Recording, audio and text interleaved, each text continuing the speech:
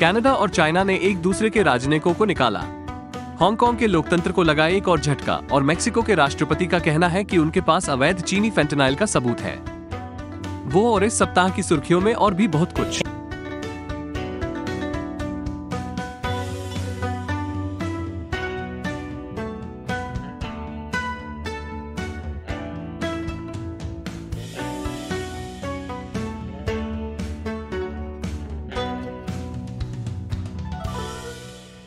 बिना सेंसर वाले चीन में आपका स्वागत है। मैं क्रिस चैपल हूं।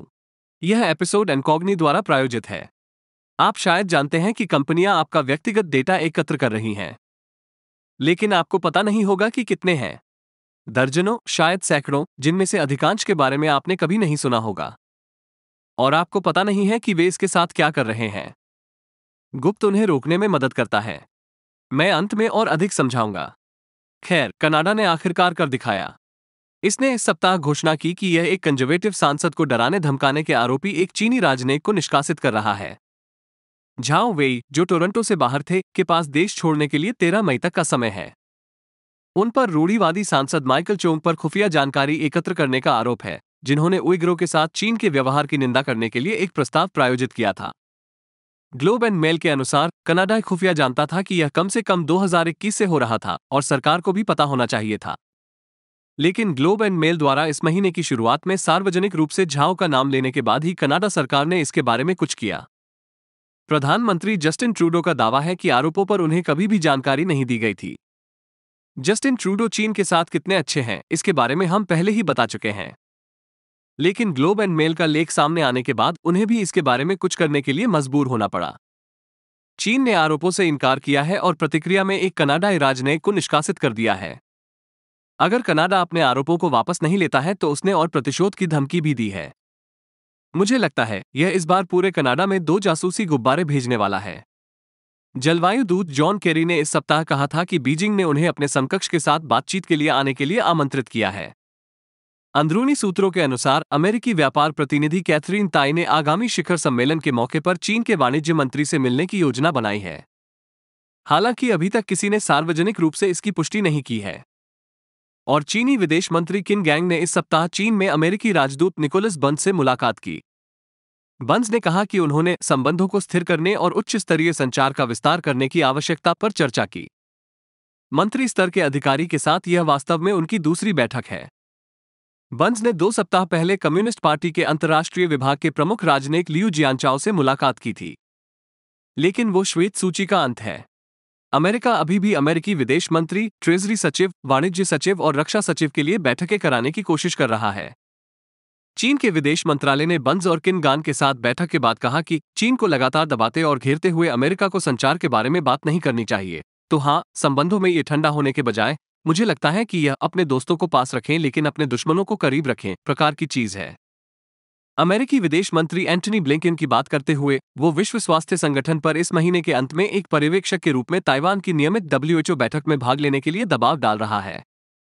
संयुक्त राष्ट्र द्वारा ताइवान को एक देश के रूप में मान्यता नहीं दी गई है। यही वजह है कि अमेरिका बैठक में ताइवान को पर्यवेक्षक का दर्जा देने के लिए कह रहा है। ताइवान 2017 के बाद से इसमें शामिल नहीं हो पाया है। ऐसा इसलिए है क्योंकि चीन सर्वशक्तिमान संयुक्त राष्ट्र सुरक्षा परिषद में बैठता है। उसका मानना है कि ताइवान चीन का हिस्सा है, इसलिए ताइवान को संयुक्त राष्ट्र में स्वतंत्र प्रतिनिधित्व की जरूरत नहीं है। चीन के विदेश मंत्रालय के एक प्रवक्ता ने कहा कि संयुक्त राज्य अमेरिका की टिप्पणियां जनता को भ्रमित कर रही थी और ताइवान से संबंधित मुद्दों को प्रचार करने के लिए WHO विधानसभा बैठक का उपयोग करने से बचने का आग्रह किया। और विराम के बाद एक अमेरिकी लेखा निगरानी संस्था को अमेरिका में सूचीबद्ध चीन स्थित कंपनियों पर ऑडिट के साथ समस्याएं मिलती हैं। वापसी पर स्वागत है। अफगानिस्तान चीन की बेल्ट एंड रोड पहल में शामिल होने की योजना बना रहा है। सप्ताहांत में चीन, पाकिस्तान और तालिबान पूर्ण स्क्रीन सहमत हुए कि अफगानिस्तान चीन पाकिस्तान आर्थिक गलियारे में शामिल होगा। ये $60 अरब की बुनियादी ढांचा परियोजना है जो कई अलग अलग परियोजनाओं के माध्यम से पाकिस्तान को चीन से जोड़ती है। क्या सौदा कहीं जाएगा? कौन जानता है। अफगानिस्तान टूट गया है और बुनियादी ढांचे के निर्माण के लिए धन की आवश्यकता है, या कम से कम धन का वादा अगर वे ऋण प्राप्त करने जा रहे हैं। और फिर आतंकवाद का मुद्दा है। इस्लामिक स्टेट समूह द्वारा हमलों के कारण चीनी व्यवसाय अफगानिस्तान में निवेश करने से सावधान रहे हैं, जो प्रभाव के लिए तालिबान के साथ प्रतिस्पर्धा कर रहा है। दिसंबर में आतंकवादी समूह ने चीनी राजनयिकों और व्यापारियों के बीच लोकप्रिय काबुल के एक होटल पर हमले का श्रेय लिया। चीन पूर्वी तुर्किस्तान इस्लामिक मूवमेंट के बारे में भी चिंतित है, जो शिनजियांग स्थित एक उग्रवादी समूह है जो अफगानिस्तान में रहता है। चीन ने तालिबान से उनकी गतिविधियों को प्रतिबंधित करने के लिए कहा है। कम से कम या अधिमानतः उन्हें गिरफ्तार करने या उन्हें वापस चीन भेजने के लिए। बेशक अमेरिका ने 2020 में ईस्ट तुर्किस्तान इस्लामिक मूवमेंट को एक आतंकवादी सूची से हटा दिया है क्योंकि कोई विश्वसनीय सबूत नहीं है कि यह अभी भी मौजूद है, लेकिन यह निश्चित रूप से एक वास्तविक समस्या है और न केवल चीनी कम्युनिस्ट पार्टी तालिबान को चीन में नरसंहार से भाग रहे उइगरों को पकड़ने की कोशिश कर रही है और विदेशों में लोगों की बात करना जो चीन को पसंद नहीं है। अमेरिकी अधिकारियों ने बोस्टन के एक व्यक्ति को कथित रूप से चीन को असंतुष्टों की काली सूची प्रदान करने के आरोप में गिरफ्तार किया। लिटांग लियांग एक अमेरिकी नागरिक है जिस पर सरकार को सूचित किए बिना चीन के एजेंट के रूप में काम करने का आरोप लगाया गया। अभियोग के अनुसार 2018 से 2022 तक उसने अमेरिका में चीनी असंतुष्टों के बारे में जानकारी एकत्र की और उस जानकारी को बीजिंग को वापस भेज दिया। इस रिकॉर्डिंग के अनुसार उनकी अभी तक हिरासत में सुनवाई नहीं हुई है। एक अमेरिकी लेखा निगरानी संगठन ने चीनी लेखा परीक्षकों द्वारा अमेरिका में सूचीबद्ध चीनी कंपनियों पर किए गए लेखा परीक्षा के साथ समस्याएं पाई हैं। पिछला साल पहला साल था जब US public company accounting oversight board या पीसीएओबी को चीन में प्रवेश की अनुमति दी गई थी। ये यूएस स्टॉक एक्सचेंजों में सूचीबद्ध चीनी कंपनियों के लेखा परीक्षकों का ऑडिट करने के लिए था। पीसीएओबी ने कहा कि उसे मुख्य भूमि चीन में लेखा फर्म केपीएमजी हुआजैन एलएलपी और हांगकांग में प्राइसवाटरहाउसकूपर्स के लिए कमियों की अस्वीकार्य दरें मिली। ये दोनों कंपनियां मिलकर अमेरिका में सूचीबद्ध लगभग 40% चीनी कंपनियों का ऑडिट करती हैं। पीसीएओबी की अध्यक्ष एरिका वाई विलियम्स ने कहा कि कमियां इतनी महत्वपूर्ण थी कि उनका मानना है कि ऑडिट फर्म अपने काम का समर्थन करने के लिए पर्याप्त उपयुक्त ऑडिट साक्ष्य प्राप्त करने में विफल रही। दूसरे तरीके से कहा, उन्होंने अपना काम करने के लिए पर्याप्त जानकारी एकत्र नहीं की। हालांकि उसने ये भी कहा कि यह उन देशों में असामान्य नहीं है जिनका पहली बार ऑडिट किया जा रहा है और कंपनियों के पास अपनी गलतियों को सुधारने के लिए 1 साल का समय होगा। यदि वे ऐसा नहीं करते हैं तो पीसीएओबी उनकी कमियों को सार्वजनिक करेगा या कुछ मामलों में प्रतिबंधों की सिफारिश करेगा। दोनों कंपनियों ने राइटर को बताया कि वे अब पाई गई समस्याओं को दूर करने के लिए काम कर रहे हैं। वर्तमान में अमेरिकी नियमों के अनुसार डीलिस्ट होने से बचने के लिए 2024 तक लेखा परीक्षकों को रिकॉर्ड तक पहुंच प्रदान करने के लिए अमेरिका में सूचीबद्ध चीनी कंपनियों की आवश्यकता है। तो यह ऑडिट वास्तव में त्रुटियों के साथ भी निवेशकों के लिए एक बड़ी राहत है। और रिपोर्ट्स की बात करें तो इस साल रिपोर्टर्स विदाउट बॉर्डर्स के प्रेस फ्रीडम इंडेक्स में चीन लगभग आखिरी पायदान पर रहा। चीन 180 देशों और क्षेत्रों में से 179वें स्थान पर है, जो पिछले साल की तुलना में 4 स्थान कम है। उत्तर कोरिया एकमात्र ऐसा देश है जहां प्रेस की स्वतंत्रता सबसे खराब थी। मुझे फिर से याद दिलाएं कि अमेरिका चीन के साथ सामान्य संबंध बहाल करने के लिए इतना जोर क्यों लगा रहा है। ओह ठीक है, इसके पास बहुत सारा पैसा है। रिपोर्टर्स विदाउट बॉर्डर्स ने चीन को पत्रकारों के लिए दुनिया की सबसे बड़ी जेल कहा और कहा कि यह दुनिया भर में पत्रकारिता और सूचना के अधिकार के खिलाफ दमन का अभियान चलाता है। इसने ये भी कहा कि चीन वर्तमान में 101 पत्रकारों को हिरासत में ले रहा है और विराम के बाद हांगकांग अपने लोकतंत्र को और भी अधिक खो देता है। वापसी पर स्वागत है। चीन को एक नया वित्तीय नियामक मिल गया है जिसे किसी ने आते नहीं देखा। चीन के शीर्ष वित्तीय नियामक के रूप में चुने जाने से पहले ली युन सिचुआन प्रांत के एक अल्पज्ञात वाइस गवर्नर थे। ली के सरकार में जाने से पहले वो चीन के औद्योगिक और वाणिज्यिक बैंक के उपाध्यक्ष थे, जो देश का सबसे बड़ा राज्य स्वामित्व वाला वाणिज्यिक ऋणदाता था। ली को नवगठित राष्ट्रीय वित्तीय नियामक प्रशासन का पार्टी सचिव नियुक्त किया गया, जो हजारों बैंकों, बीमाकर्ताओं और ट्रस्ट फर्मों की देखरेख करता है। राज्य मीडिया ने कहा कि शरीर वित्तीय बाजारों के सरकारी नियंत्रण को मजबूत करने और जोखिम को कम करने के लिए स्थापित किया गया था, जिसका मतलब है कि उन्हें काफी लंबा ऑर्डर मिला है।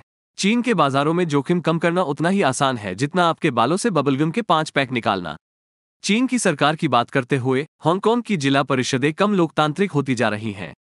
परिषदों की अध्यक्षता अब सरकारी अधिकारी करेंगे और कुछ बची हुई निर्वाचित सीटों के लिए सभी उम्मीदवारों को पुनरीक्षण से गुजरना होगा। जिला परिषदों में 470 सीटें हैं, लेकिन अब उनमें से केवल 88 को लोकप्रिय चुनाव के माध्यम से चुना जाएगा, 179 को मुख्य कार्यकारी द्वारा चुना जाएगा और 176 सरकार द्वारा नियुक्त समिति द्वारा चुने जाएंगे। अन्य 27 सीटों पर स्वदेशी ग्रामीणों का कब्जा होगा। हांगकांग के मुख्य कार्यकारी अधिकारी ने कहा कि परिषदों को अराजनीतिकरण करने के लिए सुधार आवश्यक थे और इससे उनका मतलब है कि सरकार का कोई विरोध नहीं होगा। उन्होंने चीन विरोधी उपद्रवियों और अलगाववाद और हिंसा को बढ़ावा देने वालों को परिषदों में छेड़छाड़ और पनगु बनाने से रोकने की आवश्यकता पर बल दिया।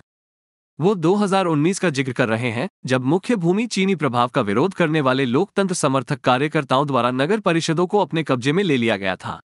सुधार 2 साल बाद आए, जब नगर परिषद की अधिकांश सीटें एक नए शपथ ग्रहण कानून के कारण खाली रह गईं, जो असंतुष्टों को बाहर निकालने के लिए थी। नए बदलाव इस साल के अंत में अगले चुनाव के दौरान प्रभावी होंगे। और अंत में, मैक्सिको के राष्ट्रपति का कहना है कि अब उनके पास चीनी फेंटनल की तस्करी के सबूत हैं। उनका कहना है कि मैक्सिको को ऐसे कंटेनर मिले हैं जिनमें फेंटनल और मेथ के निशान छिपे हुए थे। ड्रग्स को कथित तौर पर ईंधन राल में छिपाया गया था। मैक्सिको का कहना है कि मैक्सिकन बंदरगाह पर रोके जाने से पहले दवाओं को किंगदाओ, चीन से बुसान, दक्षिण कोरिया भेजा गया था।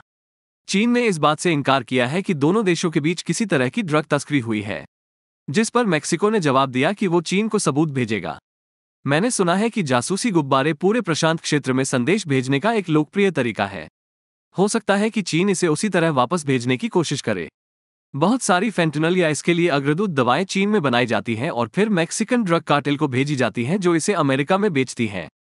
मादक पदार्थों के व्यापार में अपनी भूमिका को लेकर मैक्सिको ने अमेरिका के दबाव का सामना किया है। यही वजह है कि मार्च में राष्ट्रपति ओब्रेडोर ने शी जिनपिंग को एक पत्र लिखकर इसे रोकने में मदद करने के लिए कहा था। मुझे यकीन है कि ट्रंप के पूछने पर उन्हें उतनी ही प्रतिक्रिया मिलेगी जितनी उन्हें मिली थी।